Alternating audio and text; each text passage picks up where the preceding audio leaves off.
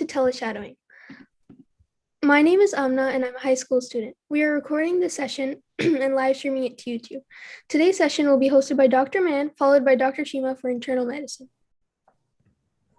Good morning, everyone. We'll be having a Q&A session at the end, and you can ask questions in the YouTube Live and Zoom chats, and they'll be addressed. Recently, we started to try to make it more interactive by asking a few students to ask questions out loud. Please keep your cameras on and type in your questions into the Zoom chat box, along with your school and where you're from, and we'll reach out to you in the chat to ask your questions live at the end. Thank you, Amina and Manahil. My name is Amira Kazi, and I'm an undergraduate sophomore student at the University of Maryland, majoring in neurophysiology. It is a great honor for me to introduce Dr. Christine Mann. Dr. Mann is a family medicine physician in Texas. She has been involved in various community service and political activities for 2 decades, working at the local, state, and federal levels to enact policies that benefit the community as a whole. She is a voter registrar and has worked on several local and state level campaigns. In 2018, she ran for U.S. Congress in Texas 31, advancing to the Democratic runoff. I would now like to request Dr. Mann to start today's session. Good morning, everyone. Thank you so much for having me. This is really fun for me to do. I love talking to students and I love sharing the experiences that I have had both in medicine and in politics. So I'm hopeful that this session is helpful and useful for you guys. And I'm pretty available online on social media. So if we don't answer your questions here, I'm happy for you guys to reach out to me through social media. I'm on Facebook all the time, Twitter all the time. I'm on TikTok, but I haven't started making my own TikToks yet. So I can see yours, I just can't do my own. So I will go ahead and get started if that's okay with everyone. It looks like y'all can see my screen, the main screen. Okay, yeah, so my name is Christine Edie Mann. I am board certified in family practice and hopefully, I'm having trouble getting the screen to advance to the next slide. Let's see what I can do here. Can y'all still see the main screen? Or did it switch to my desktop? I can see your PowerPoint slides, and I think Okay. if you press the next arrow button or click or spacebar, maybe you should advance. Yeah, let's see. Okay, so let me do it this way. Can y'all see that I advanced? Yes. Okay, all right, so I just wanted to start off with a quick video. It's 1 minute long. Knock, knock. Hi. Come in, come in. Oh, I'm sorry, I can come back later. No, it's fine. Come in. I'm just finishing up my morning cry. Well, I'm the new med student. Well, great. Welcome to family medicine. You're going to love it here. We take care of patients of all ages, and we also do a lot of magic. You do magic? Yeah, we can fit an hour's worth of patient care into 20 minutes. We hate it. Hi, doctor. Sorry to interrupt. I have some paperwork here for you. Should I bring it in? Oh, sure. Come on in. How do you have time for all that? Oh, I don't. Oh. Well, let's get started. First, I'll have you sign this contract promising you'll go into family medicine. I don't think I want to sign this. Please? We need help.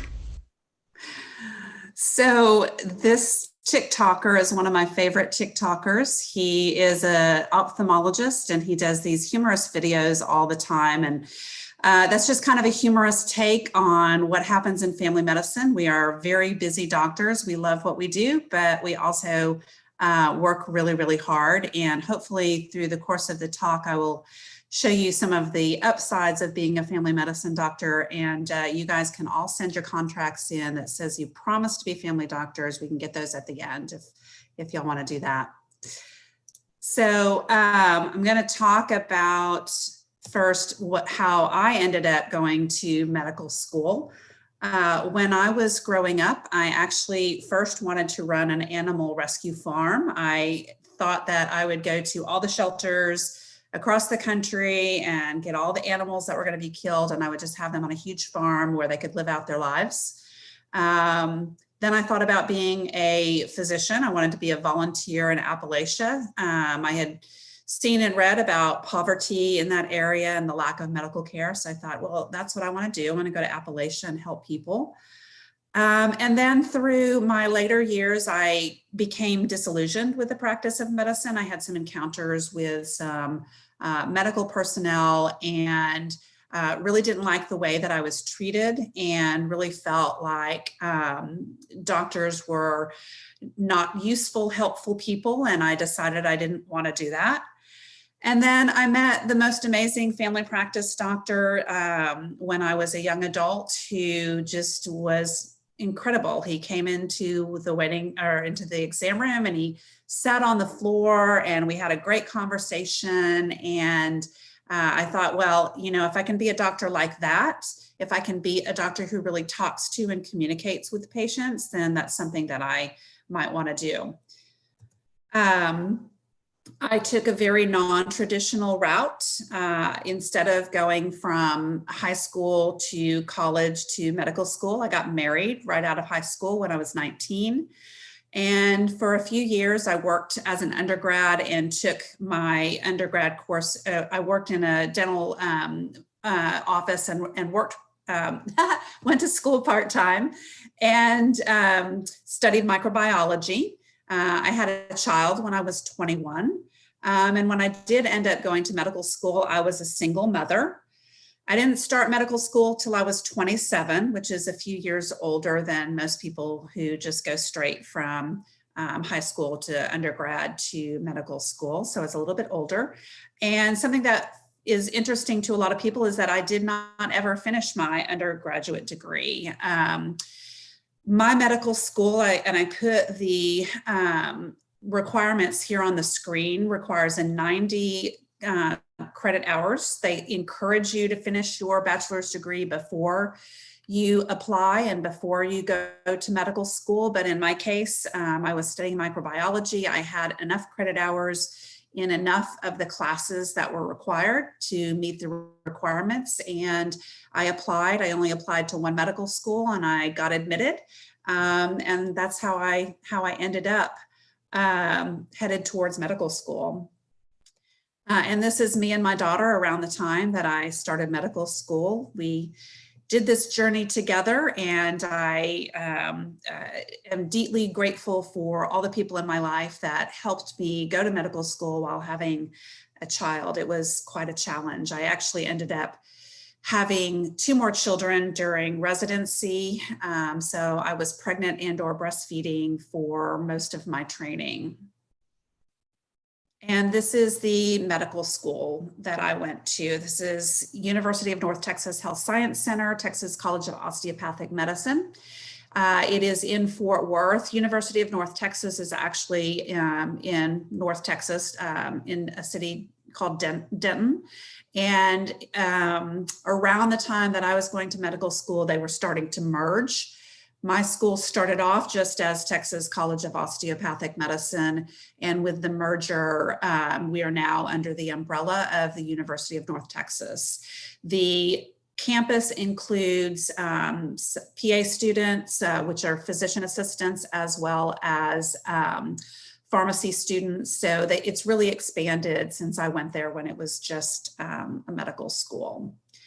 And so as you've noticed and this is me and my family after I graduated.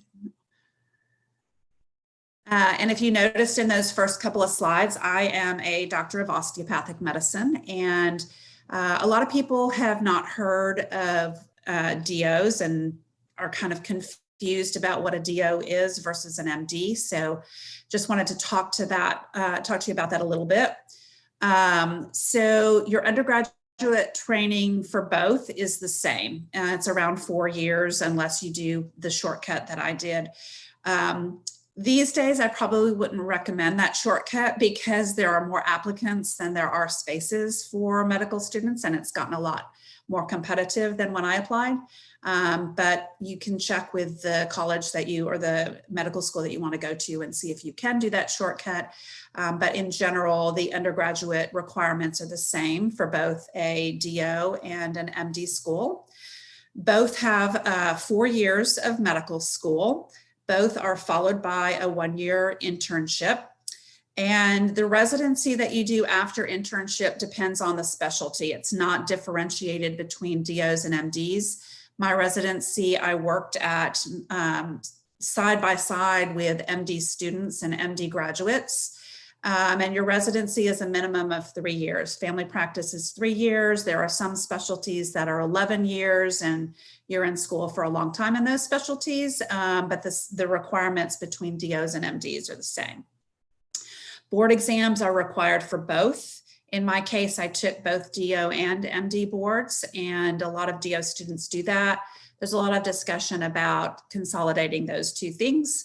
But you do have to do board exams in either case. Licensure is the same within an individual state. So every state licenses DOs to do the same kind of treatment and practices that MDs get, but within individual states, your licensure path may be different. So for example, in Texas, your path to getting your medical license is potentially different than it is in, say, New York or California. But within Texas, DOs and MDs have the same path to licensure. Hospital privileges are the same and available to both. The scope of practice is the same, and how you practice and what you do in your practice depends on your specialty, your fellowship training, those types of things, the additional training that you get. Salaries are the same for both, and DOs are represented in all specialties in all 50 states. And some of the differences, there are a lot of DOs and DO schools that emphasize the differences. I'm not one of those. I think there are way, way, way more similarities than differences. You can be a really, really good DO or a really, really good MD, or you can be a really bad DO or a really bad MD. So there isn't a market share of good versus bad between MD and DO. But DOs, we do receive additional training in musculoskeletal manipulation, and we can provide this in practice. So it's kind of similar to what chiropractors do. I personally don't do any of that kind of treatment currently in my practice, but if I chose to, I would be able to, and I can get paid and reimbursed for that in my practice. DOs make up 11% of the physician workforce. Of course, that means 89% of physicians are MDs and 11% are DOs. And DOs tend to pursue primary care careers. So 57% of DOs are in primary care versus about 30% of MDs. And I'll show you on the next couple of slides why that's important.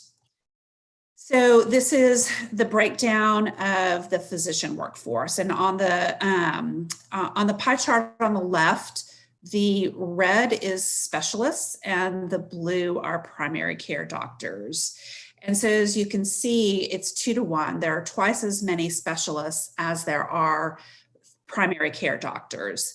The slide on the left breaks down, on the right breaks down the areas that primary care doctors go into. So the big red one on the right is family practice. And then you've got pediatrics, OBGYN, quote unquote, general practice, which that's not really well defined. And general practice, also not well defined. Those are basically family care.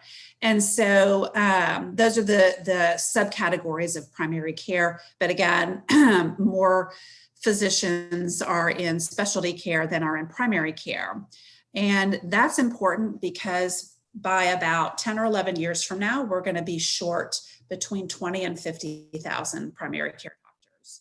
So that's part of what happens in DO school is we emphasize the need for more primary care doctors, and we encourage graduates to go into primary care versus specialties. And that's kind of really the only difference. All right, so I want to talk about what you can do as a family practitioner. And I have a quote on here from the American Academy of Family Practice. Family practice doctors are educated and trained in family practice, and that broadly includes all sorts of care that you can do. And we'll talk about that a little bit more in the next couple of slides, but we provide preventive services. We provide care for people who have high blood pressure, diabetes, high cholesterol, you name it. We take into account their entire social and economic status. We don't discriminate based on gender or sexual identity or race or any other parameters. We care for the whole person from, in most cases, birth until death. And that's true in my case. I see newborn babies all the way up to seniors. But your scope of practice is what you make it to be. So when you're in your training, you will find through residency and internship that you become attached to certain aspects of family care. There are going to be some things you really like and some things you don't. And you can seek out extra rotations and extra training in the things that are really attractive to you and incorporate those into your practice. For example, I have a colleague who I went to medical school with who is uncomfortable doing newborn care. So she doesn't take any newborns into her practice. Her minimum age is 1 year of age. And that's what she has decided to do for her scope of practice. And it works for her and it works for her patients. This is part of why I chose family practice. I loved so many different rotations, so many different specialties that I was on. For a while, I thought I was going to be a surgeon. I absolutely loved being in the surgical suite. I love pediatrics. I love gynecology, and I get to do almost all of those things in my practice. I do a little bit of psychiatry, dermatology, gynecology. There are some places where you can actually do obstetrics and deliver babies as a family practice doctor. I do minor surgical procedures, which I absolutely love, and they break up the day from all the other things that I do. We do a little bit of endocrinology, allergy, asthma, wellness, lots and lots of wellness. We have the distinct opportunity and the responsibility to counsel patients about how they can stay healthy and how they can make lifestyle changes, how they can do things to avoid me and the medicines that I'm going to end up putting them on. And that's a very, very powerful thing. This is something that's so important to people's longevity and to the ability to live a happy and healthy life. We can do sports medicine. I actually have a colleague who pretty much only does sports medicine. He's a family practice doctor by training, but he did a fellowship in sports medicine, and that's basically what he does. I see lots of gastroenterology. General medicine, as I mentioned earlier, where we treat high blood pressure, diabetes, high cholesterol. We screen for cardiovascular disease, just you name it, we do a little bit of it. Same with infectious disease of all sorts. And so I thought I'd just put up an example of a recent day in my office, kind of to give you an idea of what my day looks like.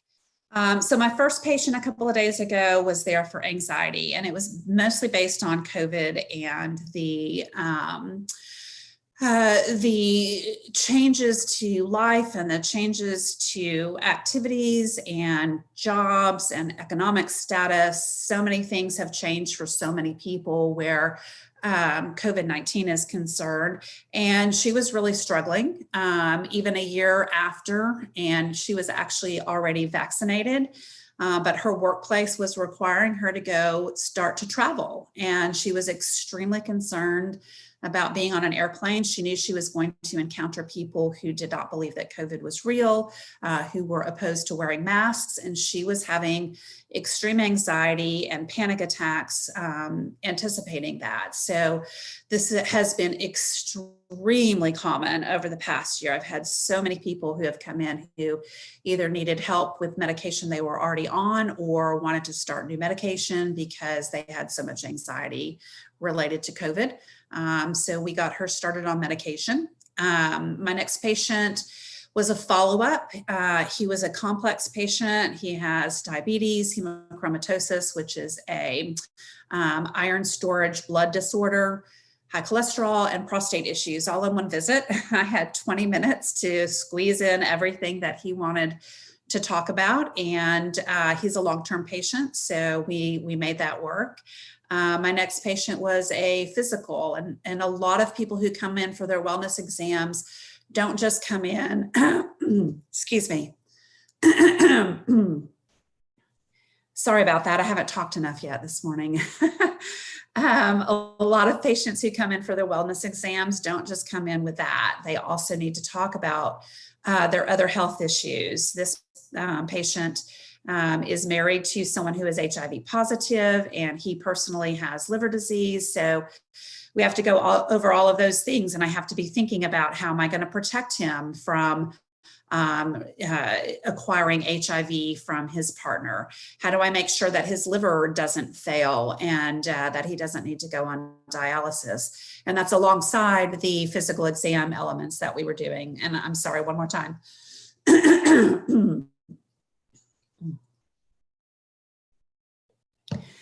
So those kind of visits make for really interesting visits. They're not super straightforward, and there's a lot to think about and a lot to do. The next patient was another wellness exam. This patient is a Medicare age patient. Medicare has its own little ideas about what we do for patients and how we run our exams. So we had to do things that you wouldn't normally do in a physical to meet Medicare criteria. And we had to talk also about the patient's high blood pressure, high cholesterol. Then we had another patient with new depression and anxiety, another wellness exam for a Medicare patient who also had gout neuropathy. And then my last one for the morning was ear pain and had bleeding out of the ear, which turned out to be nothing. But again, it's just an example of how your day can be very different, one patient to the next. After lunch, I saw another anxiety patient. I had a follow-up from an emergency room visit who had been tested. She had fever and swollen glands. She had been tested for COVID, flu, strep, mono, with no diagnosis. So we went through and tried to figure out what was going on with her. Then a rib pain, then someone who needed to return to work after having COVID, a thyroid patient, and then COVID testing. So in my office, every day of the week, we do testing for COVID patients or people who think that they have COVID. They come to our office, they stay in their car, and we go out and we test them. And this is me all geared up to go out and test people for COVID. And we've been really busy with that. In the peak of it, we were seeing 10 or 12 patients, and we stack them up between 4 and 5, and I run out and I test and I test and I test and I test and I test. It's kind of tamped down a little bit now where we're seeing 3 to 5 people a day, but COVID is still out there. It's peaking in several states again. And to be completely safe when you have a potential COVID patient, I'm vaccinated, but we don't know how effective my personal vaccine is going to be for me. Vaccines are not 100% effective. We're dealing with potentially seriously ill people. And so we gear up with full face masks and face shields, gowns and gloves. All right, so I'm going to switch gears now and talk about the other part of my life as a physician, and that is being a physician advocate. This piece is super important to me, and I hope that it resonates with some of you. And I want to talk first about what some medical societies have said about physician advocacy, because I really do agree with these two statements. So The American Board of Internal Medicine, almost 2 decades ago, said that as physicians, we are called for a commitment to the promotion of public health, as well as preventive medicine, public advocacy on the part of each physician. Like every doctor is called as part of their practice to promote policies that benefit patients. And then the American Medical Association takes a similar stance. The physicians must advocate for the social, economic, educational, and political changes that ameliorate suffering and contribute to human well-being. And I want to very strongly recommend any of you who think that you might be interested in doing physician advocacy to take that link on the bottom of this slide, copy and paste it, and read that article. It is amazing. It very well summarizes why it's so important for physicians to be advocates, because what you're going to find in practice is that you may want to give your patient the best care possible, but the patient themselves have barriers to getting the kind of care that they need. And we're going to talk a little bit about those things in some of the next slides. So you could be the best physician in the world, but your patient can't get the care that you need. And it's because of public policy, not because of their personal wants, desires, or needs. And so this is a slide that kind of starts to break this down. Why should physicians pursue political and policy advocacy? So there are barriers to patient health and wellness that you cannot fix in your office. You just cannot. And in my opinion, and as the previous slide showed, it's our duty and it's part of our calling. It's part of our oath to do all of the things that we need to do to make sure that patients are able to get the care that they need in all aspects of their life. So some examples that are barriers for patients: lack of access to care because a patient doesn't have insurance. I have seen this nonstop throughout my entire career. You guys may be familiar with the Affordable Care Act. Before the Affordable Care Act, the barriers were even worse. I would have patients who were denied care because of pre-existing conditions. It was one of the worst parts of my job. The insurance companies would require me to fill out a form telling them what the health issues that my patient had that we were already treating, so that they could deny insurance coverage for those problems going forward. So for example, if a patient changed a job and got a new insurance, I would be sent a form that asked me, did your patient have high blood pressure? Did they have diabetes? Have you already been treating for those things? And then that patient wouldn't be able to get coverage for those conditions for the next year or two, and they would have to pay all of their expenses out of pocket. You can imagine that there are instances where that would be extremely problematic. For example, with cancer care. Cancer care is horrifically expensive, and patients were potentially denied access to that care because they couldn't afford to get that care. High deductibles and copays. What good is your insurance if you need to get insulin and you have to pay $5,000 out of pocket as a deductible before your insurance will kick in and start paying for your insulin? And then unaffordable medications is part and parcel to all of this. And I'll use insulin again as an example. We have had people die in the past couple of years because they could not get their insulin. They couldn't afford their insulin. And all of these things that I'm talking about here are policy choices. The choices that we have of insurance companies, the choices that we have of how insurance companies are run and whether or not they provide complete access to care, or are policies that prohibit people from getting the care they need. Those things are decided by people in power. Right now, insurance companies, pharmaceutical company executives lobby our legislatures, both at the state and federal level, and they encourage our policymakers to enact policies that prop up their profits and harm patients. So if you go into practice and you're dealing with a patient who says, I can't get my medicine because I have a high deductible. That's a policy decision on the federal level that has been made by someone, not you, that is prohibiting your patient from getting the medicine that they need.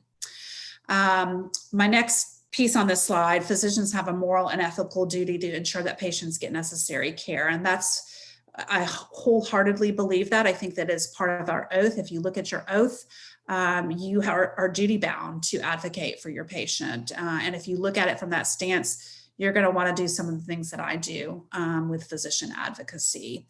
And then the last part of this slide is all policy is health policy.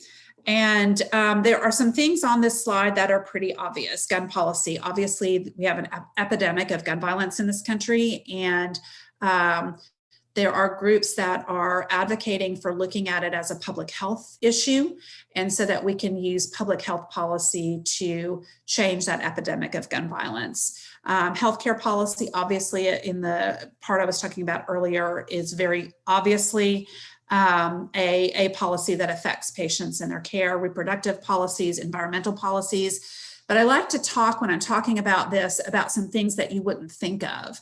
And so I like to use infrastructure policy. Infrastructure is roads and bridges and where your grocery store and your pharmacies are located. We have a history in this country of excluding people of color from accessing infrastructure. It goes all the way back to slavery and then into the Jim Crow era, where something called redlining was done.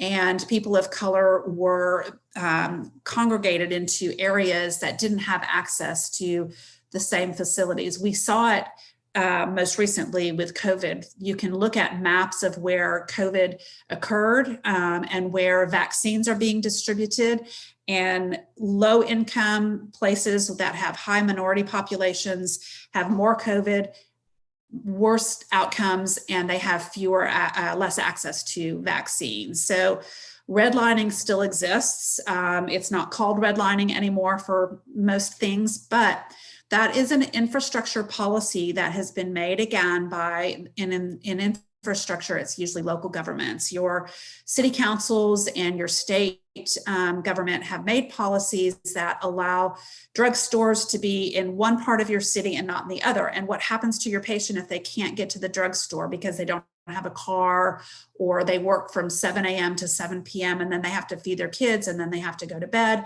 and they just can't even get to the place that they need to. So every single policy that you can think of ties back and is related to your patient's ability to be happy, healthy, and have a long and productive life. And I would encourage, again, those of you who are interested in advocacy to really think about that, from, as I mentioned, infrastructure policy to minimum wage policy. It just goes on and on when you really start to think about it. So these are some examples of ways that you can be a physician advocate. A lot of doctors are active in their medical society, and they advocate within those societies to encourage public policy that is beneficial. But in a lot of cases, medical societies advocate for policies that benefit physicians that don't necessarily benefit patients. But we have more and more physicians like me who are very interested in advocating for patients, who are taking positions within medical societies to try and shift that. The American Medical Society is an example. I have not been a member of the AMA for a long time because they really pushed policies that were not useful for patients, that were only useful for doctors and for-profit medicine. But the new leadership is really pushing for policies that benefit patients. And that's one way that you can start to shift the narrative within the physician community, is to take a elected position within your medical society.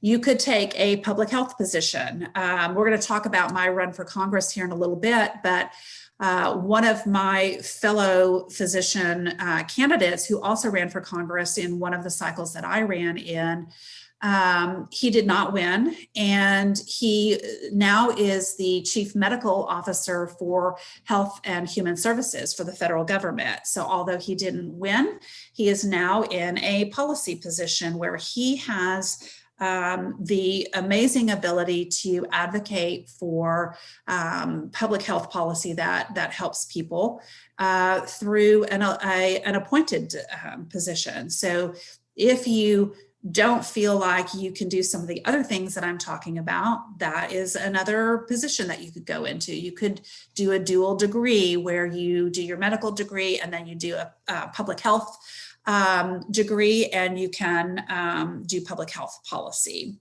Policy advocacy, a lot of physicians do this. They go into their state legislature and they testify in Senate and House hearings about policies that would be beneficial for patients and for communities. You can also lobby candidates. If you see someone running for office near you, you can call them, you can email them, you can tell them why you are advocating for a specific policy and that you want to hear what their position is, and then you can push them to adopt your policy.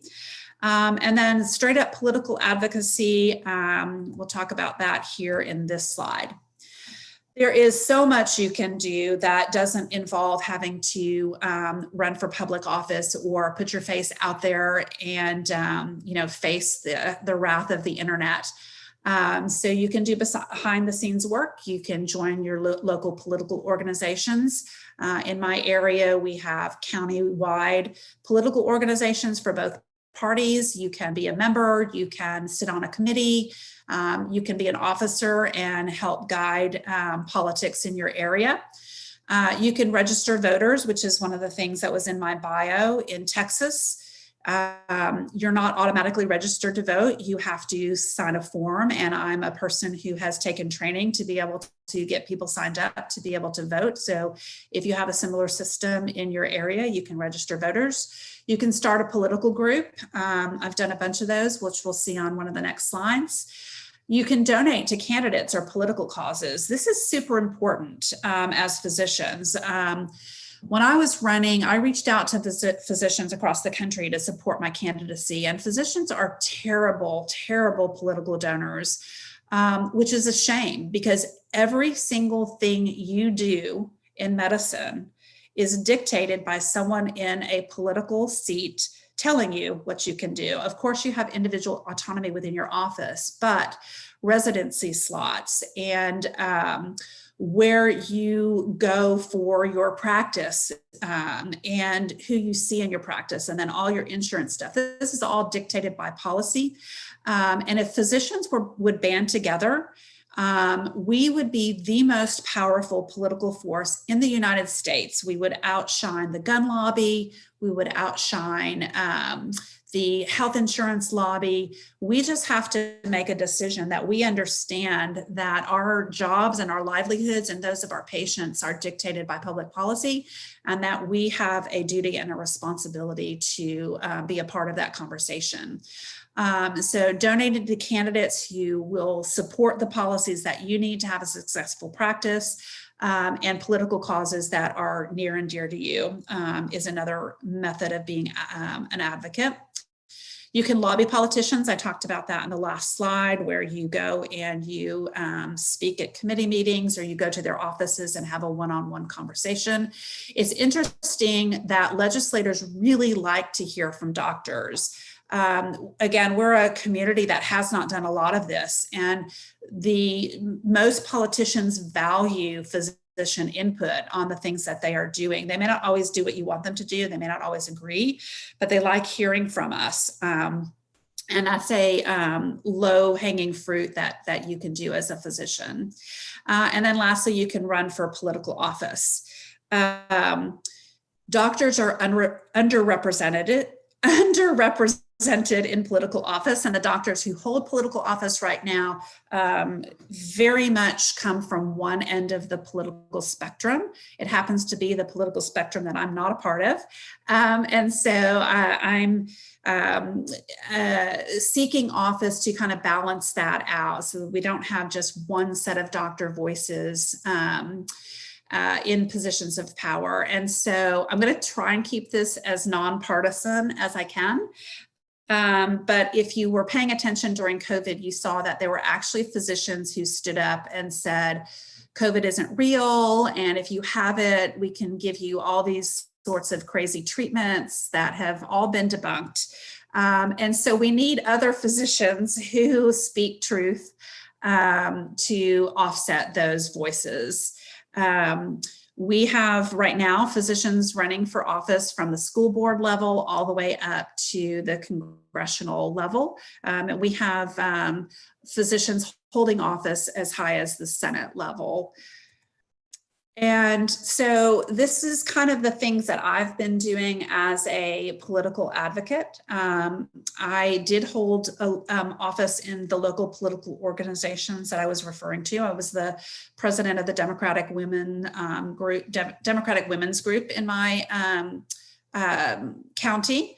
I have founded a bunch of different political organizations. I mentioned voter registration. So I run a group called the VDR Collective, which is a group that goes out and tries to increase the percentage of people who are registered to vote in the area. Indivisible is a political organization that cropped up after the 2016 election, and I was a group leader for that. I just recently started a mutual aid organization centered around the winter storms that devastated Texas. This is another example of policy, and I'm just going to throw this in here real quickly. In Texas, we had this very freakish winter storm in February. It lasted for a week. I was snowed in, I was iced in, I couldn't go to work, and the whole state was like that. 11 people in our state died because of that storm, and they froze to death. And the reason that happened is because Texas has an electrical grid that is not connected to the rest of the United States. And that was a policy decision by the state of Texas years ago. So when our need for energy outpaced what Texas alone could produce, we could not get energy from other states. So people were having their electricity cut off, and 11 people died because of that. That is a policy decision. That's a policy decision that the state of Texas made. They didn't have to make that decision. They did it because they wanted to be independent from the rest of the United States, and people died because of it. So my mutual aid organization, we got up and running during that winter storm, and we provided food and clothing to people who were without power during that winter storm. I'm a founding member of a group called Doctors in Politics, which we'll talk about in a little bit, and a founding member of the Wilco Black Democrats. I hold committee positions on a number of political organizations. I'm on the Community Advocacy Advisory Board for Healthcare for a state representative, where we put together policy positions for the state representative to pursue. I am a committee member for the Williamson County Child Welfare Board, where we support children who are in foster care and their families. And I am the chair of the Criminal Justice Reform Committee for the Williamson County Black Democrats. We are a new committee. We're just getting started. We're looking at criminal justice and bail bond reform in our community. I have worked for candidates. Working for candidates is fun and easy in most cases. That work can involve knocking on doors or making phone calls on behalf of the candidate to try and encourage people to vote. And I also have coordinated volunteers for some of the local campaigns in my area. I donate regularly to candidates with shared values, regularly. It's a line item in my budget. Every month, I make sure some of my money goes to elect candidates who will support the policies that are important to me and important to my patients. I have participated and organized many political rallies. 2 years ago, when our southern border was shut down and we sent people back to Mexico to await asylum, I volunteered as a physician at the border, and I took care of people who had been in custody and were being sent back to Mexico. And then lastly, I ran for United States Congress, and I actually ran twice. I know my bio only said 2018, but I forgot to update it that I ran in 2022. I did not win. I made it into a runoff in both races, but I will think about pursuing that again. And here is a photo of when I testified at the Texas House on behalf of having a universal healthcare system for the state of Texas. And this is one of my photos from my political campaign. This is a photo of what I saw when I was in Mexico advocating for people on the border. These are people who had come to the United States seeking asylum because they had been threatened with death or with their children being kidnapped, raped, murdered. And that we actually had a few cases when I was down there where asylum seekers were kidnapped by a cartel and murdered. So these people were facing extreme hardship. And this is another photo. This is in the shelter that was put up to try and help them and get them from having to go back into their home countries. And this is the organization that I am one of the founders of, Doctors in Politics. And I would love to have some of you guys join this or our sister group. We have a sister group called Future Doctors in Politics. It is run by a first-year medical student out of Harvard, and she's amazing, just like you guys are amazing, and y'all would make great teams. And I'm happy to put you guys in contact with her. When you do go to medical school, we are looking for student leaders to start chapters of Future Doctors in Politics in their medical schools. And it's a great way that you can get some early baby steps into physician advocacy. All right, I'm going to switch to a couple of case studies really quickly, just to kind of give you guys an idea of, a more in-depth look at some of the things that I do in daily practice. So a couple of days ago, I saw a 24-year-old female new patient. She had been having stomach and abdominal pain after eating with bloating, alternating constipation and diarrhea. She had never been evaluated for it, even though she had had it for years. She didn't have anything serious like weight loss or blood in the stool or unexplained fever.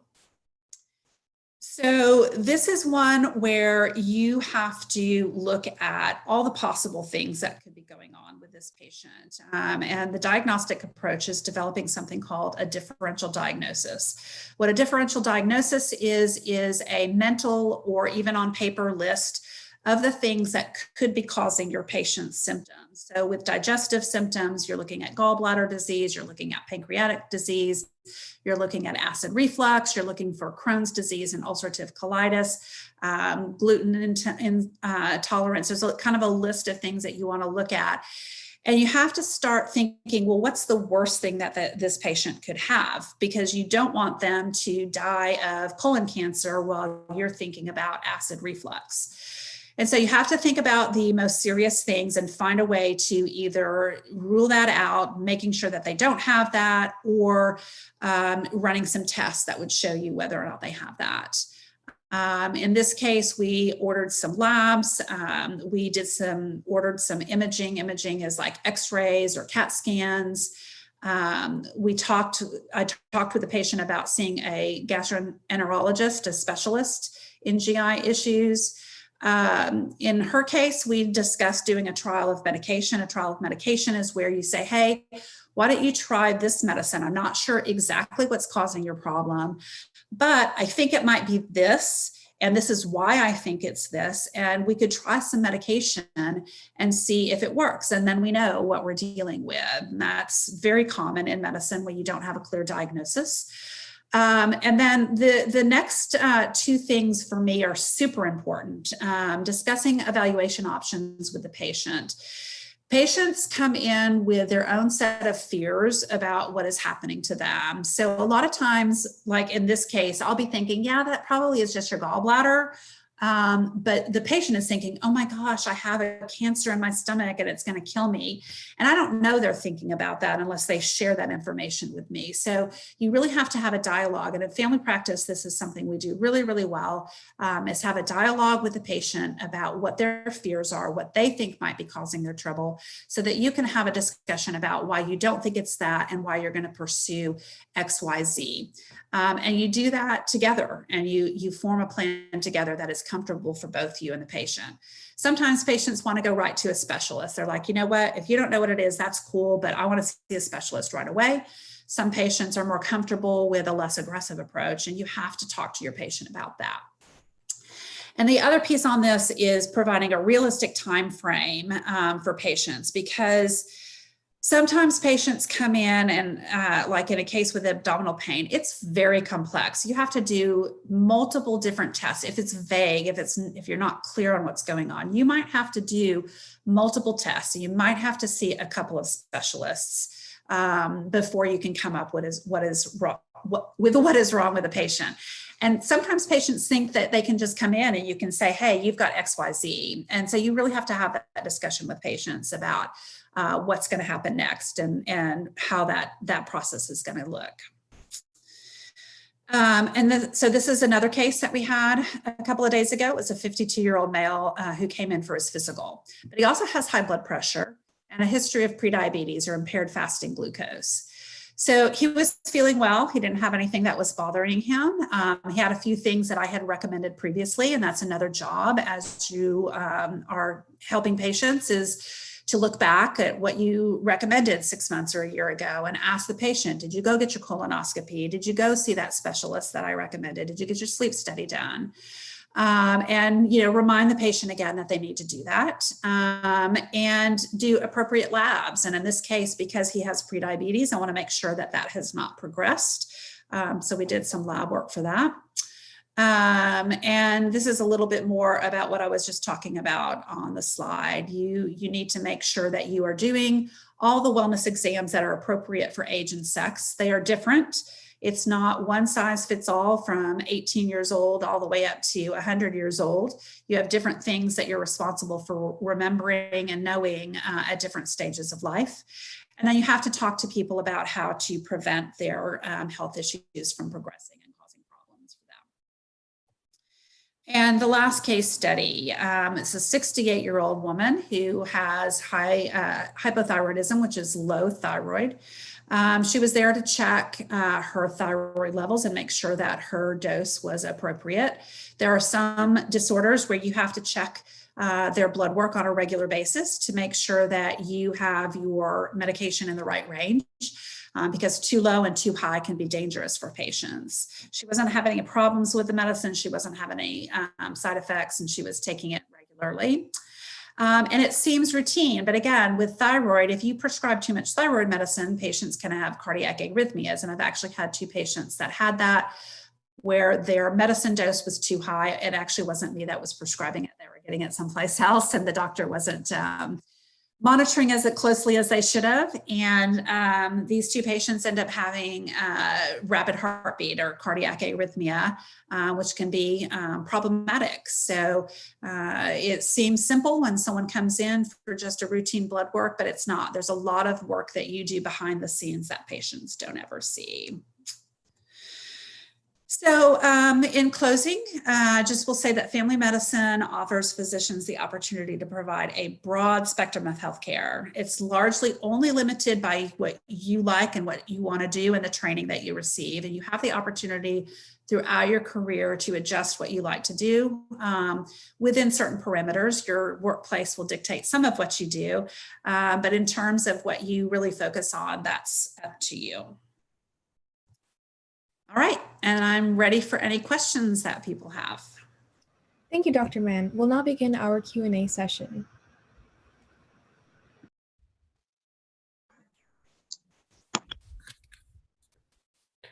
Thank you very much for that incredibly informative session, Dr. Mann. My name is Hamza, and I'm from New Jersey. I'm matriculating into a joint BSDO program with Seton Hill University and the Lake Erie College of Osteopathic Medicine in Pennsylvania. To start off our Q&A, I'd like to request Reza to ask her question. Hi, can you guys hear me? Yes, we can hear you. Okay. Thank you so much, Dr. Mann, for that discussion. It was really helpful. I'm a student at the Aga Khan University in Pakistan. And so I'm in my final year. I'm planning on applying to family medicine. I had a question regarding that video you showed right at the beginning of your presentation. Yes. So the doctor in the video mentioned that there's a lot of paperwork in family medicine. Yeah. I was wondering whether that paperwork limits the a doctor's ability to see patients, and if so, is there anything the doctor can do to, reduce the burden of paperwork? Yeah. So obviously that was an exaggerated humorous video, but yes, there is a lot of paperwork involved. And it's, we use the term paperwork. Most of us do our work on our computers. So it's a lot of sitting in front of the computer and entering patient data. I'm going to tell you, I'm very frustrated by this piece of medicine right now, as are most family doctors. And it's not limited just to family doctors. We just have a huge burden of it. A lot of places are starting to take some of what doctors do and give it to clinical staff. So for example, I don't ever fill out prior authorization forms for medications for patients. My medical assistant does that. She asks me for guidance. She has questions about what the patient needs or answers to questions that she doesn't know the answer to. She'll ask me, but a lot of organizations are doing things like that.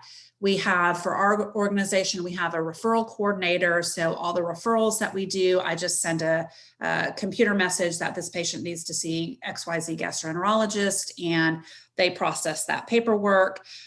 So it's right now, the biggest burden that I've got is documenting everything that I do in the patient chart.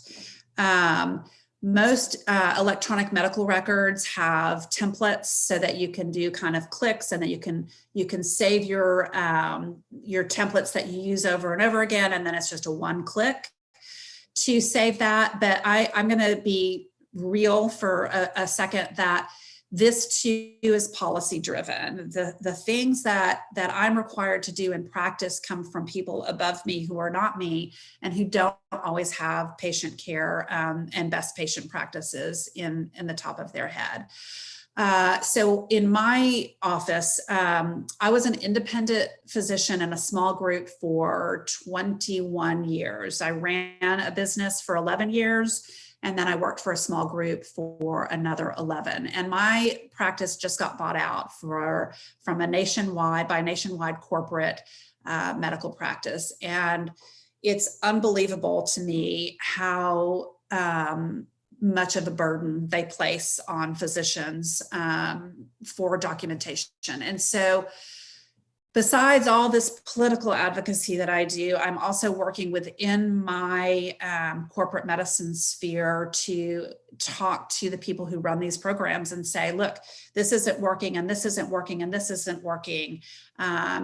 You as an individual can do that. You can also get onto the decision-making boards that are part of your corporate medicine. So there's like a physician, I'm not sure what the name of it is, but it's a board of physicians who look at our quality measures and our documentation needs and make decisions about how that is done. So you can become the advocate for yourself and the rest of the doctors in your practice.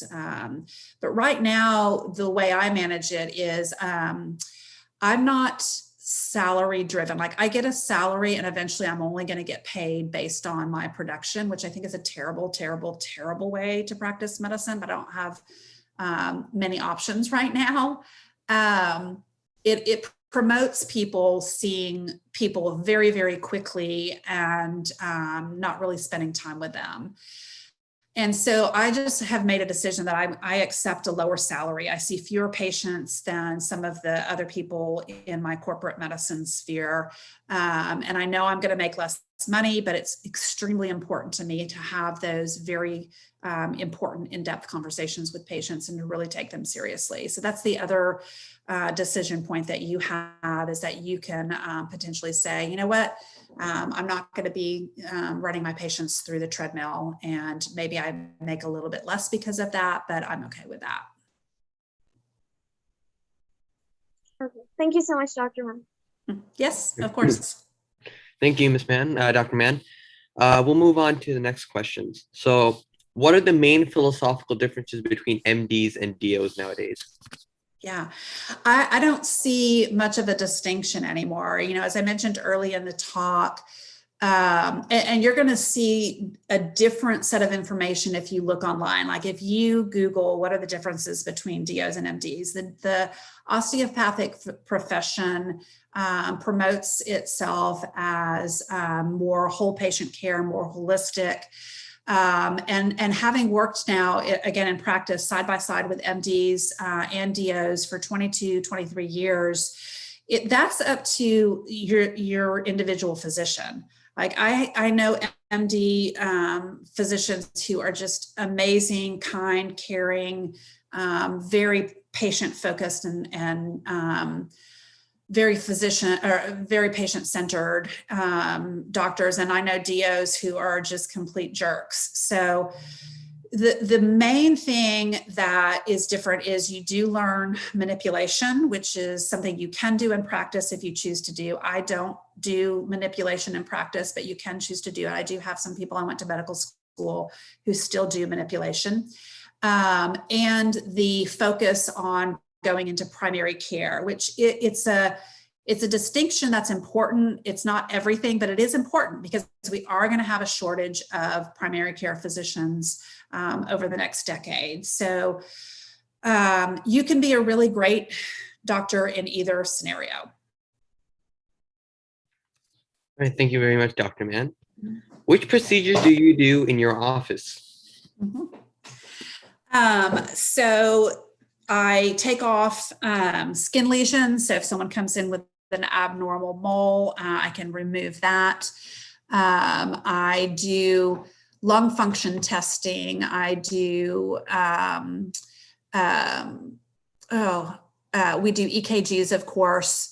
I cut open abscesses, which is one of my favorite things to do. I've cut open an abscess on a penis and a vagina before. Like it's being able to do something different rather than your run-of-the-mill cough and cold is really fun for me. I take off toenails that are infected. So those are probably the vast. Oh, I take out IUDs in women who are done with their IUDs. Those are probably the main procedures that I do in the office. All right. Thank you, Dr. Mann. Is there a minimum requirement to treat a certain number of patients per day? It depends on who you work for. I know places in my area that do require a certain number of patients a day, and you have no control over your schedule. Someone else puts those patients in that schedule, and you just have to see what they have done for you. My practice is not that way, and that's definitely something when you're coming out and you're interviewing and you're looking for a practice to ask. Does this practice have a requirement for a certain number of patients a day? Mine doesn't, and I'm very thankful for that. All right, thank you. This question goes back into osteopathy. Mm-hmm. When your colleagues use OMM or manipulation, how effective is it, and how often does it work, and how often is it used? So I'm the beneficiary of osteopathic manipulation. I have used OMM, like I've had other people do it on me multiple times throughout my career, and it has solved things. Like I had an ankle injury when I was in medical school. I used to run for exercise, and my ankle just was hurting all the time. And I had one of my fellow medical students work on my ankle, and it's never bothered me since then. Like that was 30 years ago. I have had spinal adjustments for headaches and neck pain that work great. I'm a fan of and believer in manipulation of the musculoskeletal system. So it doesn't work for everybody. It's just like everything in medicine. There's nothing you're going to do that's going to work for every single patient. But I've had personal great success and seen great success with patients if you select your patients properly. Thank you, Dr. Mann. After doing family medicine residency, can someone only practice OBGYN? Probably not. You can do OBGYN within your practice, but the piece that keeps you from doing just OBGYN is usually hospital privileges. So you have to apply to your local healthcare facility to be able to do deliveries. And different facilities are going to have different requirements. So there are going to be, the majority of hospitals are going to say you have to be trained as an OBGYN to be able to do those deliveries. But there are rural parts of the country where they don't have enough OBGYNs. And so family practitioners will often do deliveries along with the rest of their practice, not exclusively, but along with the rest of their practice. So it's dependent on the hospital system that you work with. Thank you, Dr. Mann. Next question is similar. What are the career options after completing family medicine residency? Yeah, so there's just a ton. Like I have another colleague, someone who works with me in Doctors in Politics. I'll talk about two of them. One of them is now, he's family practice trained, but now all he does is geriatric psychiatry. So he goes to nursing homes and takes care of just the hardest patients on the planet, people who have severe health issues, severe mental health issues. And that's all he does, even though he's family medicine trained. And then I have another colleague in Doctors in Politics who took sports medicine fellowship. And so he almost exclusively does sports medicine. So there's all sorts of ways that you can do that. Some of it requires fellowship training, like the two doctors that I were just referred to. After they did family medicine, they did a fellowship in that sub area that they wanted to focus on. And some is just stuff that you can guide in your practice. So for example, in my practice, I take care of a lot of children, and the families in the area know that I take care of children and that I can take care of their children from the minute they're born all the way through puberty and into adulthood. And a lot of people are attracted to that continuity of care. So that's just something that I've built up over years of being in practice. Through your career, you're going to learn something virtually every day. That we have that cliche that you learn something new every day, but you really, really do in medicine.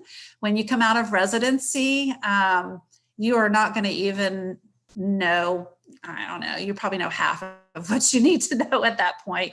And the rest you continue to learn through experience and discussing with your colleagues and taking additional classes. And you can use some of that to hone your practice and to kind of narrow or add to the things that you want to do. Yeah, and I'm sorry, one quick example. For example, I mentioned that I can take out IUDs as a procedure. One thing I've always wanted to do is to be able to put in IUDs and do colposcopy, which is like biopsies of the cervix when a woman has an abnormal pap smear.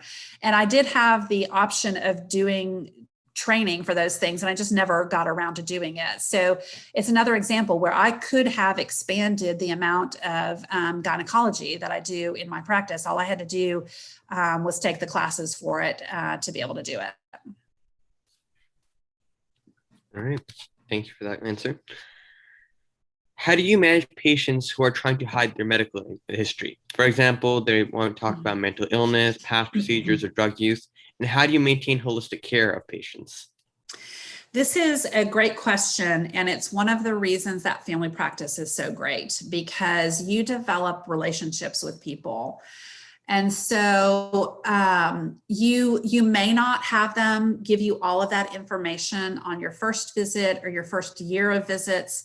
But ultimately, if you are doing your job and you're being kind to your patient and you're showing them that you are not going to judge them, that you're being welcoming to them, they will start to give you that information. I had a patient recently who's been a patient of mine for my entire career, and he came in and he works at a hospital, and he said, I don't think I'm going to get this COVID vaccine. And we had him to admit that to me was step one, and then him to listen to me and talk about why I thought that he should get that vaccine. It had to do with the relationship that we had built over many years. I believe that the doctor-patient relationship is sacred, and it's especially true in family medicine, where you care for people throughout the course of their lifetimes. So you can manage that well, or you can manage that crappily, and you don't listen and you don't care and you don't encourage patients to trust you and you don't get to know them personally.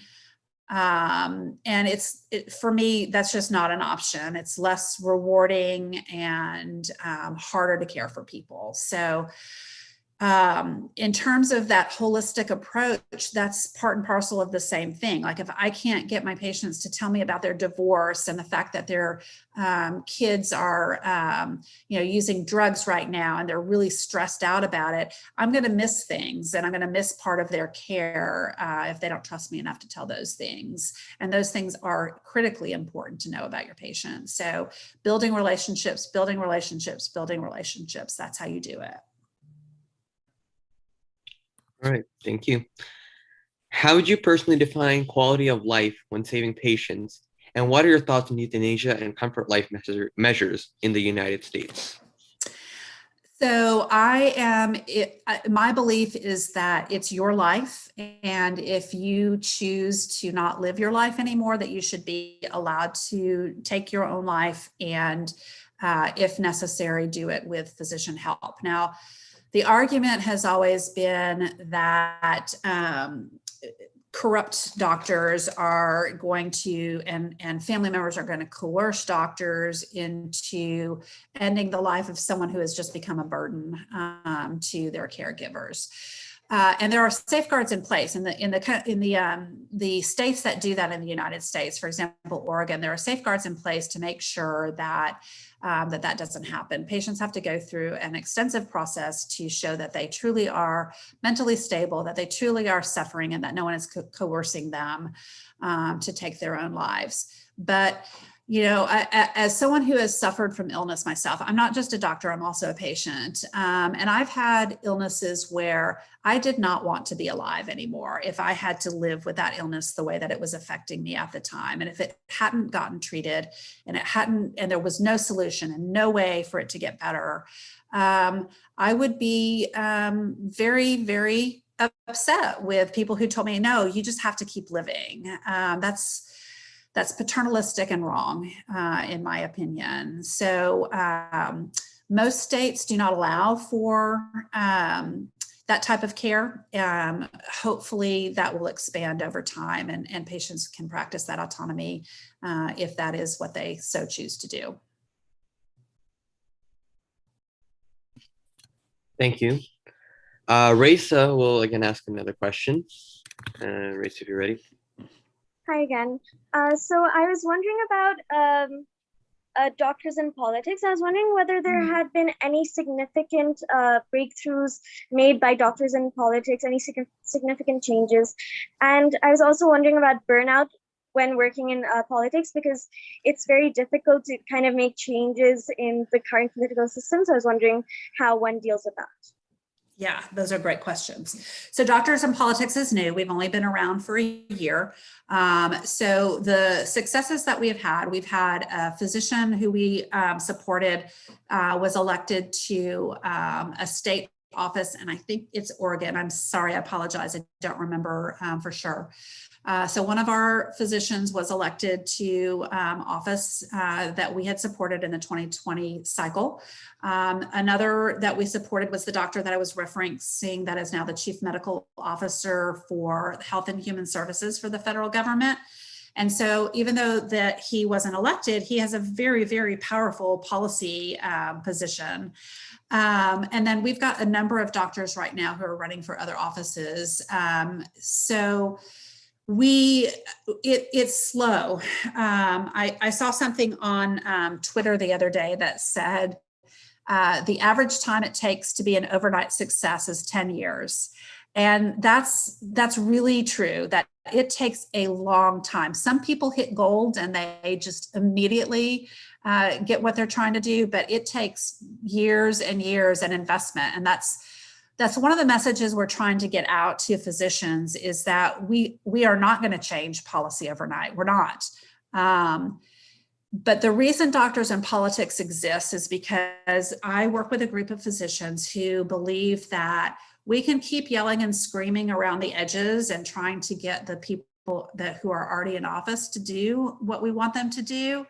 But we can be much more effective if we hold those political offices ourselves. If we're actually the ones writing the policy, we can be much more effective, and we can impact that policy much more quickly.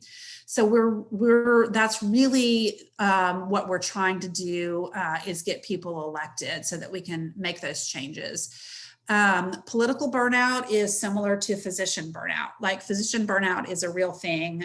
We know about it, it exists. Political burnout is the same. It is like banging your head against a wall many times. And the thing that keeps me doing is, first of all, I absolutely love policy and politics. I love it. I've loved it for long before I ever ran for office. I've been doing political work for almost 15 years now.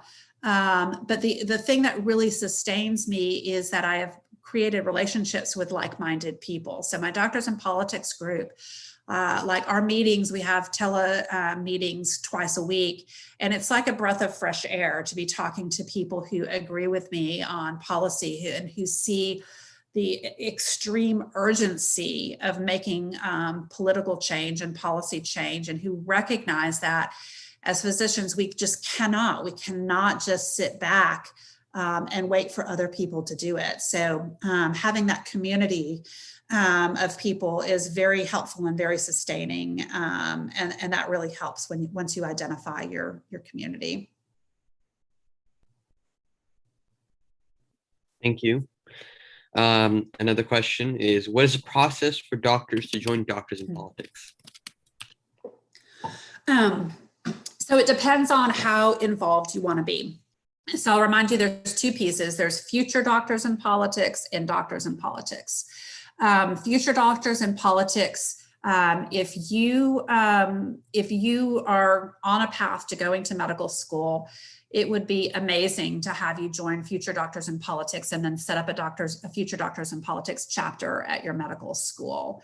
If that's something that you're interested in, I guess, is there someone here who can funnel me messages from people who might be interested in that, like email me with contact information? Is that something you guys can do? Yeah, I can do that. Anyone who's interested, they can private message me and I can convey that information to Dr. Mann. Yeah, and I can connect you to both groups, whichever one seems to be the best fit. But both organizations have websites that you can go to as soon as we're done talking here and sign up. Doctors in Politics, if you are thinking about running for political office, we would love to connect with you. I'm the candidate liaison for Doctors in Politics. So I'm the one that does initial interviews with potential candidates and talks them through the process and how that works. And you can go through Doctors in Politics, the website for that. And it's doctorsinpolitics.org, O-R-G. So joining is as simple as signing up through our website. And then if you really want to get active in one of those organizations, so I mentioned the chapters in Future Doctors in Politics. In Doctors in Politics, we are looking for people who can like intern with us. We need people to help us with social media. We have tech needs. We have people that we are going to need to make phone calls. We're going to start reaching out to doctors across the country and tell them about our organization and try and get them to join. So we have a ton of needs for people to work with us on a volunteer basis in both organizations. Thank you for the answer. Mm-hmm. Clearly, you are very involved with your community and care a lot about changing our policies. What motivates you daily? That's a good question, because some days I have no motivation at all. I think the main thing goes back to, again, the relationships that I've built with people. Like, I take care of kids who are graduating from college that I was there for their birth. And so like, it's like I'm their godparent almost. And I have these longitudinal relationships where I can't help but stay motivated and stay involved.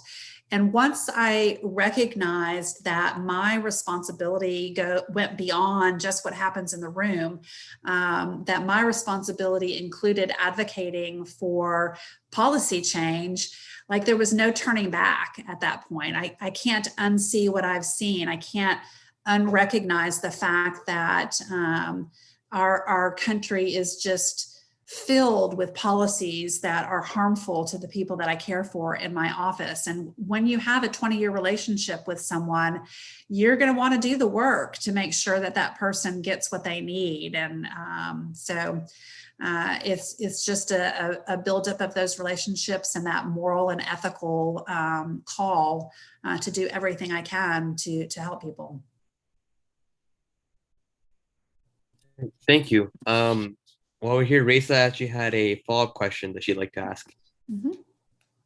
Yeah, so I was wondering if any patients ever chose to leave your care because of your political stances and your involvement in politics. Sort of.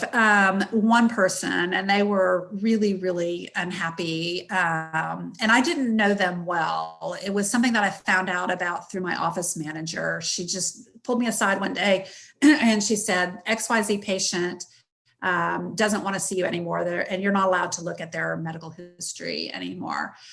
And to be clear, this is someone who believes that people who are of my political persuasion are literal witches, like that we cast spells and do incantations, and that we are using our spells and incantations to harm people. So this wasn't a case of just someone who kind of disagreed with me politically. This is someone who has some very, very serious mental health issues that really kind of make them irrational. So it was okay with me that they didn't want to see me. But the more frequent thing that has happened is I've had the most amazing conversations with people who don't agree with me. I had so many people who were in the other political party from mine who said, I'm going to vote for you if you make it to the ballot. And I was in the Democratic runoff, so I wasn't the eventual Democratic nominee. And they were saying, I've known you my whole life. I don't agree with you politically, but I know you as a person, and I'm going to vote for you if you're on that ballot. And then for example, I had one guy who I had my flyers up in my room because I really felt like my patients deserved to know what I was doing. And he was reading it when I walked in, and he said, I really like everything you have to say on here, but why does it say that you advocate for LGBTQ people? And I said, he said, all those problems have been solved. We don't have any problem with that anymore. And I had to tell him that in 30 something states, you can be fired from your job for being LGBTQ. He had no idea. He had never heard that before. And so it was a great opportunity to have a discussion and educate people about what public policy means for them. And I really was having conversations before I even ran for office, because when the Affordable Care Act was enacted into law, there were quite a few people who believed that we were going to go become a socialist communist hellhole because we had healthcare that people could access. And I would have to explain to people that, hey, now you can get your colonoscopy for free. The Affordable Care Act has created a space for everybody to get a screening colonoscopy with no out-of-pocket expense, no matter what your insurance is. And they were like, really? Wow, I didn't know that. And I'm happy about that. So I had been having those kinds of conversations for years. So for me, it wasn't a challenge to kind of segue into running for office.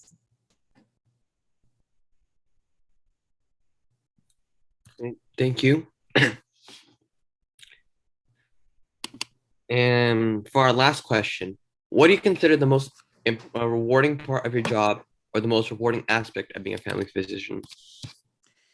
It's actually two things. One was the slide that I put up about the fact that I do something different with every patient. Like, it's not gallbladder, gallbladder, gallbladder, gallbladder, gallbladder, gallbladder, gallbladder. I get to do something a little bit different with every single person that comes in. And because I liked so many aspects of medical training, and there were so many specialties that I was attracted to, I'm really happy that I decided not to limit myself to just one piece of that I get to do, a full spectrum of care with some limitations. Like, I can't take out your gallbladder. I don't have those skills or that privilege, but I get to do something a little different with every single patient.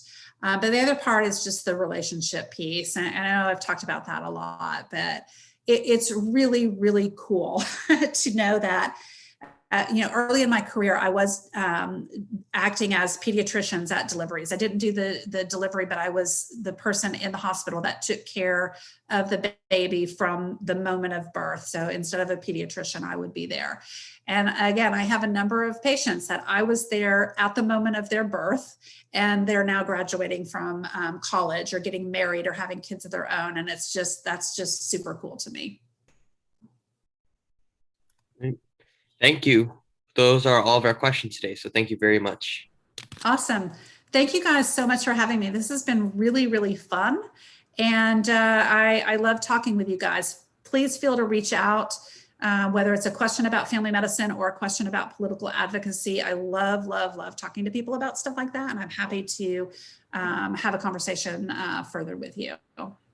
Yes, thank you so much, Dr. Mann. We truly appreciate you taking the time to answer our questions. I know that many of us are also really interested in doctors and politics, and we'll definitely be getting in touch with you soon. And I'd love everyone to please give a warm thank you to Dr. Mann in the chat box for this incredibly informative session.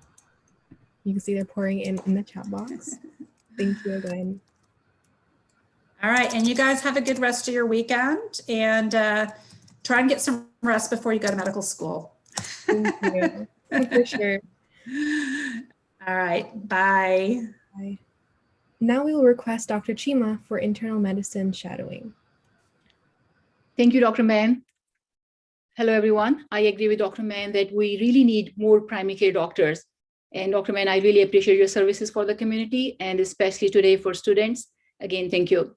All right, guys, so let's start internal medicine.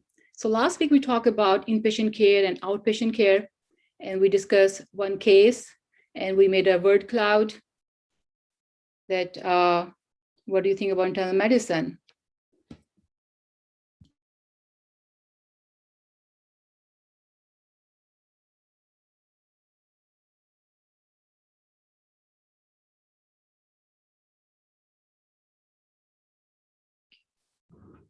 All right, so we made a word cloud last week, and then we discussed briefly about inpatient cases, outpatient cases, and we know we have new students joining us every week, so I will go over briefly what we talked about last week, internal medicine. And so next we have acute conditions. So acute conditions, again, we manage in the hospital setting as an inpatient care. So what is acute conditions? So acute conditions are the very severe and sudden in onset, that these are the illnesses that develop suddenly and last for days or weeks, like appendicitis, like any fracture of the bone. So these are the acute conditions. And the chronic condition is a long developing syndrome that develops over a certain period of time. Chronic condition is a disease that is persistent and long lasting, and in its effects like osteoporosis.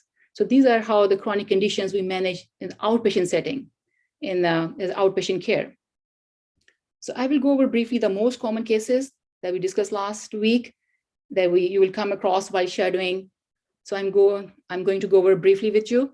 So neurology is a branch of medicine, again, dealing with disorders of nervous system and the blood supply of the brain. So outpatient care, we see patients with headaches, migraine, dementia, CVA, depressive disorders, ADHD, bipolar disorders. And inpatient care, we discussed last week about a stroke, the CVA, cerebrovascular accident, and transient ischemic attack, TIA. So again, you can see CVA is an outpatient care and inpatient care. So when patient was treated acutely in hospital setting, and then patient is stable, so then we can follow a patient in the outpatient setting. So next, cardiology is a branch of medicine, manage disorders of the heart. And most common cases we do manage, or you will see while you're sharing, outpatient care, we manage hypertension, hyperlipidemia, coronary artery disease, CHF, and AFib. And inpatient care, coronary artery disease, or myocardial infarction, like other words, we say heart attack, CHF, congestive heart failure, AFib, atrial fibrillation, hypertensive urgency, emergency, syncope. So hypertension, we are managing outpatient. So what happens when patient is non-compliant, or sometimes they forget to take their medications, so their blood pressure is uncontrolled and is running high, they can cause end organ damage. So that's why patients need to go to the hospital to manage with IV medications to manage their blood pressure. So it's called hypertensive urgency. And then we do the testing, make sure all the organs are not damaged, then consider as a hypertensive emergency. So these are two different conditions we manage inpatient care. Next is pulmonology, branch of medicine, manages disease of respiratory system. And during this pandemic, we all know the critical patients managed by the pulmonologist, the patients who are on the ventilator, and they're in the ICU settings. This is how we manage. In the outpatient care setting, we do asthma, pharyngitis, bronchitis, COPD, and pneumonia. And inpatient care, COPD, chronic obstructive pulmonary disease, asthma, and lung infections. So you can see both settings, why it is so. So when patient is able to tolerate, is not that bad that they can take oral antibiotics. So we can manage patient in outpatient setting for lung infection, but patient has a severe condition, like patient has nausea, vomiting, unable to take oral antibiotics, then those patients need to be admitted in the hospital to treat them with IV antibiotics. This is how you can differentiate. So when I will share with you all the cases one by one, so you will differentiate, okay, this patient need to be like we triage the patients. Like I'm on call today. So when the nurses will call me, that Dr. Cheema, this has happened with the patient. So I will assess over the phone that patient need to be seen in the ER setting, need to be going to the hospital, or we can treat with the antibiotic, oral antibiotics. So this is how all your clinical judgment. So next is gastroenterology, it's a branch of medicine, focus on digestive system and its disorders. Outpatient care, we manage the GERD, gastroesophageal reflux disease, dyspepsia, irritable bowel syndrome, and inpatient care setting, upper GI bleed. I had one patient, she was 65-year-old recently. I transferred her to the hospital to manage for the lower GI bleed. And then there was a bleeder, and then gastroenterology team was on board, and they do the endoscopy and colonoscopy to find out where's the bleeder. And then we manage pancreatitis, cholecystitis, and colitis. These are all the gastroenterology cases we do inpatient. And then nephrology is a branch of medicine that deals with the study of the kidney function and kidney diseases. And for inpatient and outpatient setting, we can see patients acute renal failure. That means that creatinine is one of the functions. When we check the blood test, we check the renal function, includes the creatinine, BUN, other as well. So we can see, okay, patient's creatinine is going up, going down, it's a normal baseline. This is how we can assess whether the patient need to manage outpatient or inpatient. And then hyponatremia means low sodium level. So this is how when you read about biochemistry undergrad, so you will understand that you need to apply. So sometimes we think, oh, why we're doing biochemistry? Why we're doing physics? Why? So this is how you will apply all these at some point when you will be in the practical life. Hyperkalemia, it means elevated potassium level in your blood. Diabetic nephropathy means when patient has poorly controlled diabetes, it affects the kidneys. So this is how we can, this condition we can manage both inpatient, outpatient. Then nephrolithiasis means stone in the kidneys, stone in the urinary tract. These are all the conditions we can manage both inpatient, outpatient, depends upon it's acute or if it's chronic condition ongoing, we just keep monitoring as an outpatient setting. I understand it will be overwhelming for you, but I trust me, we'll go over and over again, and it will be a piece of cake for you. All right, so endocrinology is a branch of medicine dealing with endocrine system, and its diseases is specific secretions known as hormones. And the outpatient care, we manage diabetes, we manage hypothyroidism, means low TSH, vitamin D deficiency, obese patients, overweight patients, osteoporosis, and PCOS. And inpatient care, when diabetes is poorly controlled and their glucose is not managed at home, so those patients need to be admitted to the hospital to manage with IV insulin. Subcutaneous insulin we can give. We can start them on IV heparin, IV drip as well, and manage. And when DKA patient specifically, DKA is diabetic ketoacidosis. There's disorder of the chemistry. I don't want to give you too much details. It will be overwhelming for you at this point. So DKA patients need to be admitted in the ICU settings. So this is how we manage them with IV medications in the ICU setting in the hospital. So next we have infectious diseases. So these are the disorders caused by organisms such as bacterial infection, viral infections, and of course, some infections are very contagious and they can be spread from person to person, like this pandemic unfortunately we all are facing at this time. And the outpatient care, again, we can manage lung infection, UTI, skin infections, eye infections, ear infections, and inpatient care setting for infectious diseases. Again, when lungs infection is not, we cannot manage outpatient, patient need to be admitted in the hospital. UTIs, again, complicated.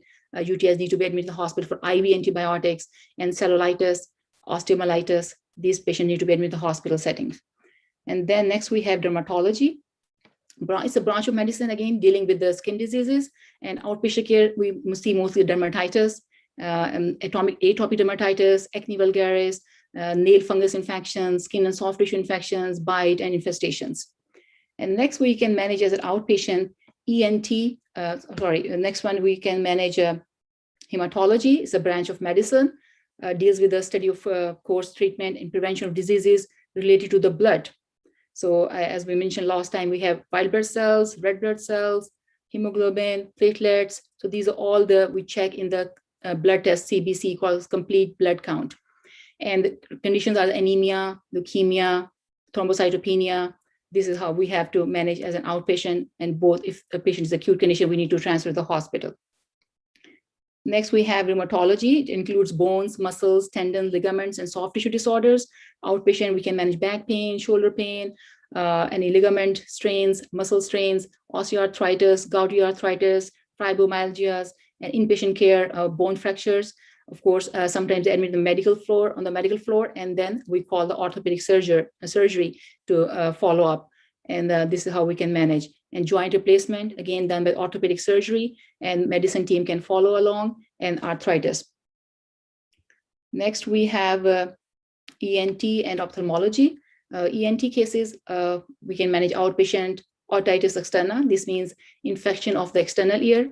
Otitis media, it means infection of the middle ear. Last time I mentioned is the infection of the inner ear. So I want to make correction here. Otitis media is the infection of the middle ear. Then we manage rhinitis, sinusitis, tonsillitis, and ophthalmology, the eye condition, we can manage in office setting conjunctivitis, dry eye, and blepharitis. And then we manage general conditions like outpatient setting, backache. We see a lot of patients comes in, lower backache, upper backache, anxiety disorders, depressive disorders, malaise, fatigue, bipolar disorders, and OBGYN cases, like Dr. Mann mentioned, we can manage cervicitis, we can do some screenings as well, and STDs, we can manage for both male and females. And for inpatient care, when patient admitted to the hospital, we have to make sure to avoid patient admitted with the falls, any metabolic encephalopathy, and for arthritis. These are the general conditions we can manage. And for prevention, so prevention again, for outpatient care, immunizations is different for adults, different for pediatric population. And as Dr. Mann mentioned, she can do for both, but I'm in internal medicine. I can just manage immunization for adults. And then we have disease screenings. We do it for adults. And then we do counseling, a lot of patient education, lifestyle modification, lifestyle medicine, follow-up examinations, adult wellness exams. And then we do the pre-operative risk assessment, like patients going for orthopedic surgery or patients going for any cardiovascular surgery. So we do pre-op risk assessments for all the patients. And for inpatient care, we can do prevention, like we mentioned last time, avoid any falls or skin care, like bed sores called decubitus wounds. We have to manage diet. If patients have a renal condition, patient should be on renal diet. Patient has diabetes, should be carbohydrate controlled diet. And for DVT prophylaxis, what does that mean? DVT means deep venous thrombosis. So when patients are bedridden and they are not very mobile, so what happens that sometimes clots can develop. So we have to make sure we start some blood thinners on them to make sure they will not develop clots while in the hospital. All right, so let's go over the medical floor again. So last time we discussed one case, and you guys all did great job. So we're on the medical floor again, and I'm going to give you history, and we will all together figure out what's going on with the patient. So this time, this patient is on the medical floor. He presented with he's a 60-year-old gentleman, presented in the emergency department, brought in by the family, complained of slurred speech. He had some right arm tingling sensation and some weakness on the right arm while he was reading the newspaper early this morning. So on their way to the emergency department, patient is back to baseline. All his symptoms has been resolved. So the review system, head to toe will review. Patient doesn't have any allergies, no past medical history. Patient is not taking any medications. Patient is an ex-smoker and he quit about 5 years ago. His family history, patient's father has a coronary artery disease, mother has diabetes. So just start thinking what's going on with the patient, and I will give you examination, just brief exam, and then you will open up the, again, word cloud for differential diagnosis. So next, go on the physical exam. I'm going to tell you what we saw, what we did. Okay, so vitals. So blood pressure, pretty much normal, 130/88, pulse 82, respiration 16, temp 98, oxygen saturation 98%. Then we did all the exam for head to toe, and I'm going to skip. Then I'm going to jump onto the neurological exam. So patient was alert, patient is awake, patient is oriented ×3. So we are checking patient's mental status. So patient is at baseline, but he cannot recall what happened. He said, okay, yes, he has some symptoms. So his family told he had a slurred speech, so they brought him in. And his strength, we check, it was 5 out of 5 in all the extremities. So we check in the right upper extremity, left. At some point, I will show you, because we can say how we can do the strength exam. Basically, we check the muscle strength, we check the muscle tone. It was all normal. And so neurologic exam, we check the mental status, we check the cranial nerves. And at some point, I will tell you how we do that. Motor system exam, we do the sensory exam. Reflexes, we check the tone, we check the coordination, we check the gait and station. So these all include in the neurologic exam. So now you know the history, you know the physical. So now let's open up the word cloud and tell me what's going on with the patient. What's your diagnosis? What do you think? What is differential diagnosis? So there's no wrong and right answers. You can just mention any system you can think of. What do you think is going on with the patient?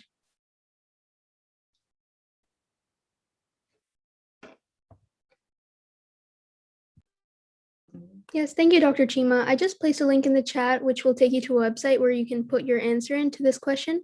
What is the differential diagnosis of this patient? What do you think?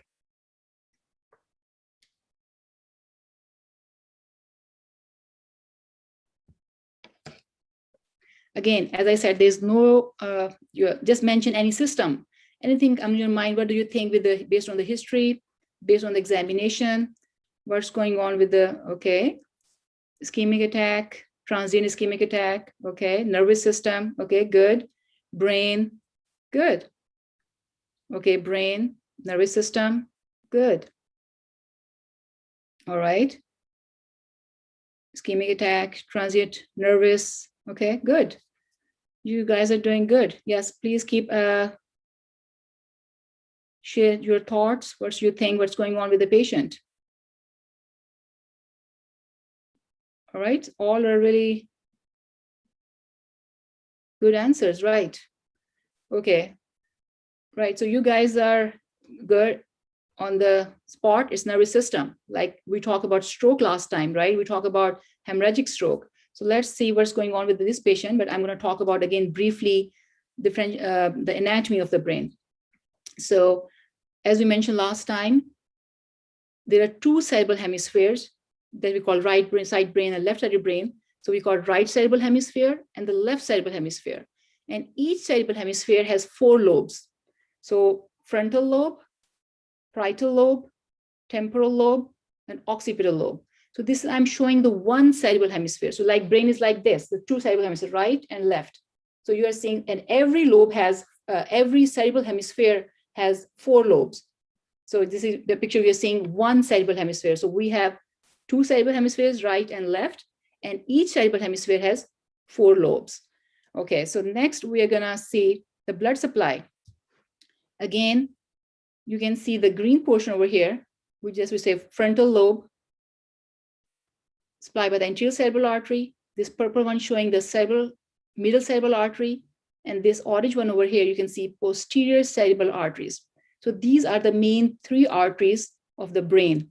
And this is again, one hemisphere, right and left. So you have to be very careful what I'm talking about. So there are 2 cerebral hemispheres, and each cerebral hemisphere has 4 lobes.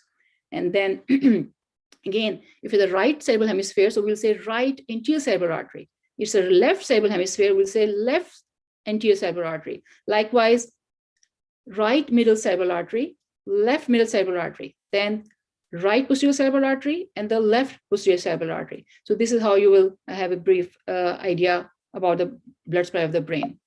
All right, so I can show you another view. This is the medial view. This is again one cerebral hemisphere that you can see inside of, like I'm telling you, the brain is like this, right?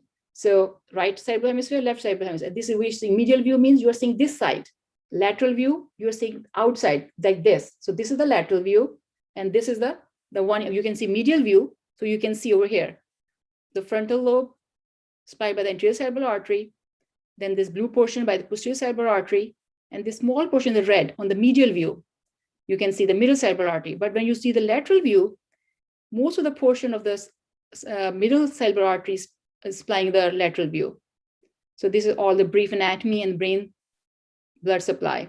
So what was the diagnosis? So you guys are right. It's a nervous system transient ischemic attack. So last time we talked about stroke, hemorrhagic stroke, and we discussed ischemic and hemorrhagic stroke. What is transient ischemic attack?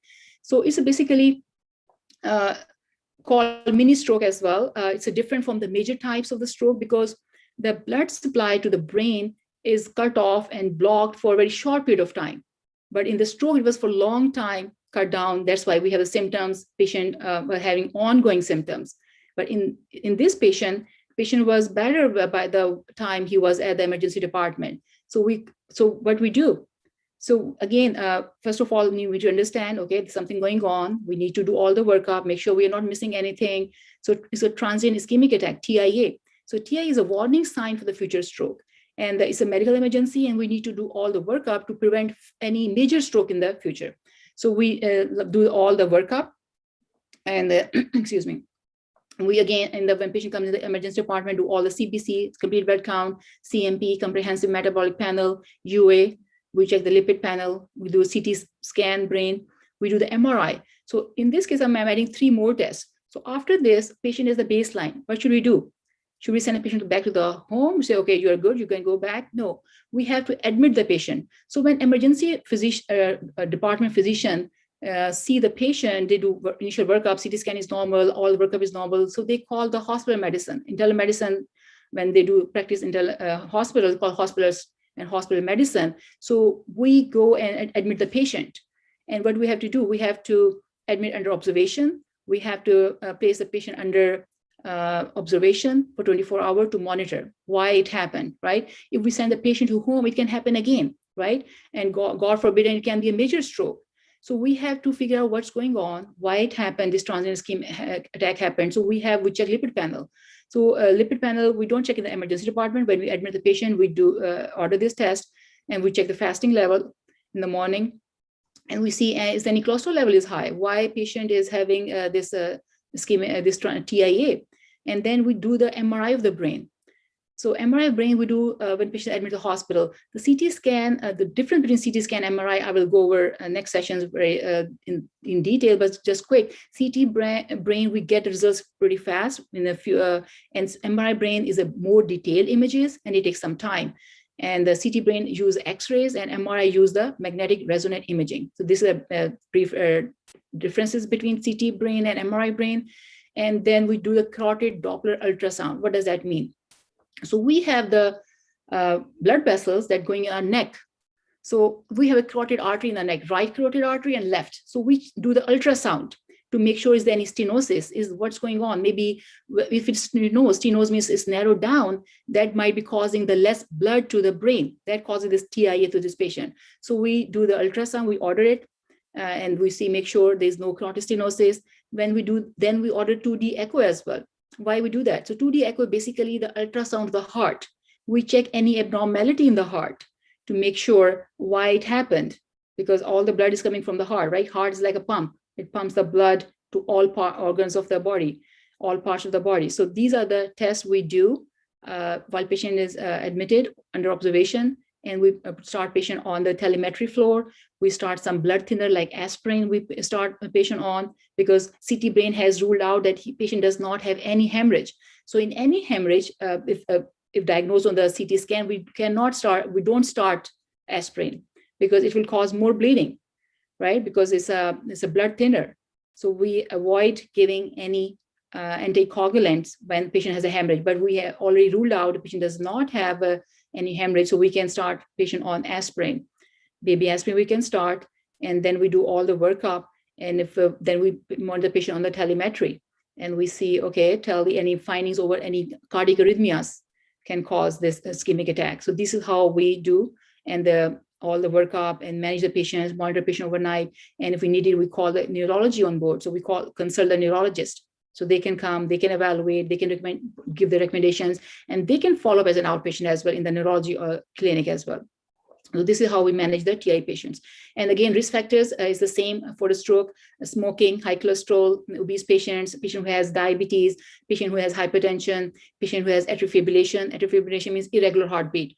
Normally our heart beats 72 beats per minute, but in atrial fibrillation, irregular. Sometimes beat 2-3 times, then stops, then pause, like this irregular heartbeat. And we'll go over in our next sessions, then age and the male gender. So this is all the case about TIA today. So this is how we can say, okay, patient is normal, what's going on? So it's not a stroke, but it's a emergency. We have to make sure it can happen, major stroke can happen in the future. We have to do all the workup, and we have to make sure before sending the patient home, patient is safe. And these all the workup we need to do before sending the patient, and do appropriate management. And this is all the case for today. I will wrap up here.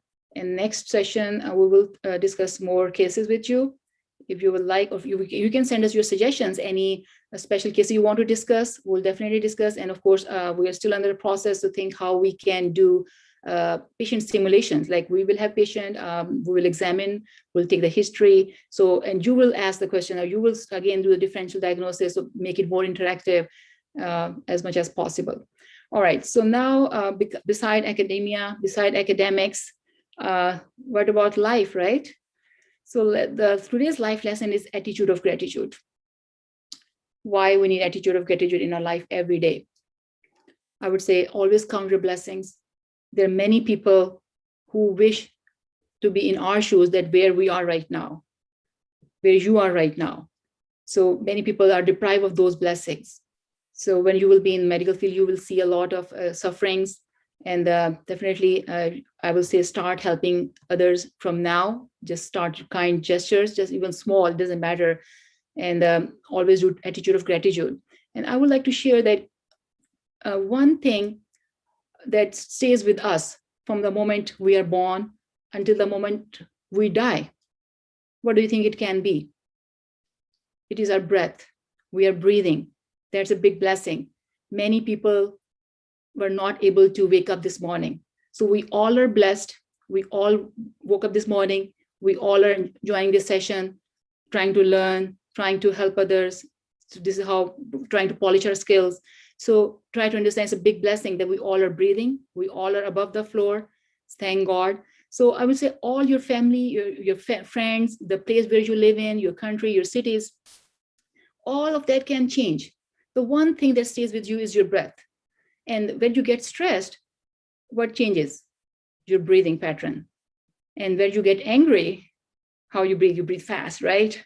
So we experience every emotion with the change of our breath, and very crucial, and it stays with us all the time. And unconsciously we're breathing, we don't realize it's a big blessing, right? Sometimes we get frustrated, we don't have this, we don't have that, but just, okay, I will ask you, okay, just pinch your nose for a few seconds or a few minutes. I don't think so you will be able to do that more than a minute, right? You will forget everything if you say, I want to breathe. So please make a habit, attitude of gratitude every day, and always inhale and exhale with gratitude. I will stop here now, and I would like to thank you, everyone.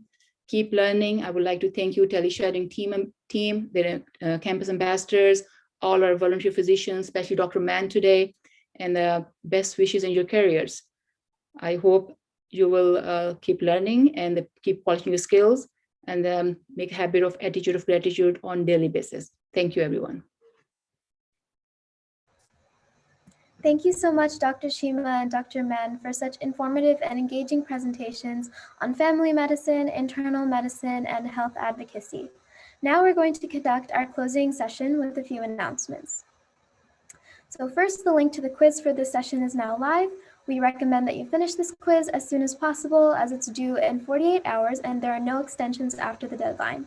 You'll need a 70% or higher to pass and receive certifications. Now on to our next session dates.